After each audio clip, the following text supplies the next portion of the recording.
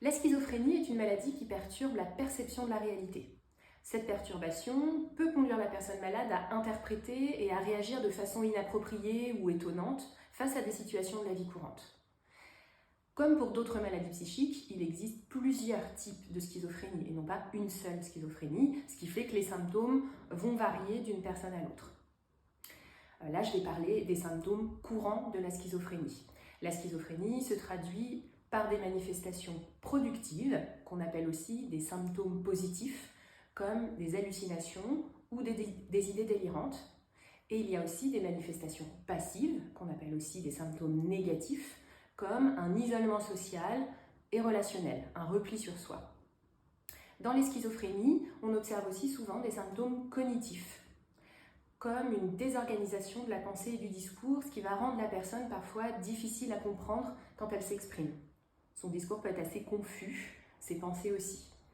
La personne touchée par une schizophrénie, elle peut aussi avoir des difficultés à planifier des tâches, y compris des tâches de la vie quotidienne comme se laver, préparer à manger, faire des courses. Elle peut aussi avoir des difficultés à se concentrer, ce qui est souvent accentué par les hallucinations, puisque quand on entend des voix par exemple, ça peut être très difficile de se concentrer sur une conversation. Elle peut aussi avoir des difficultés de mémoire, oublier assez facilement des choses soit qu'on lui a dites ou des choses qu'elle-même a dit ou a faites.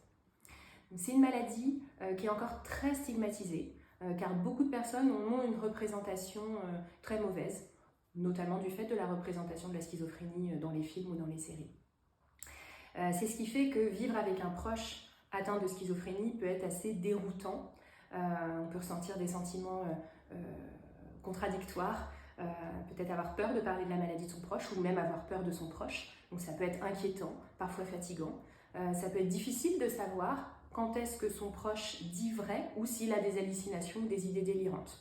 Tu peux avoir, en tant que jeune proche, l'impression, toi aussi, de douter de la réalité, de ne pas être tout à fait sûr. Et c'est tout à fait normal. Ça peut t'aider d'en parler, et notamment de rencontrer d'autres jeunes qui vivent une situation similaire à la tienne.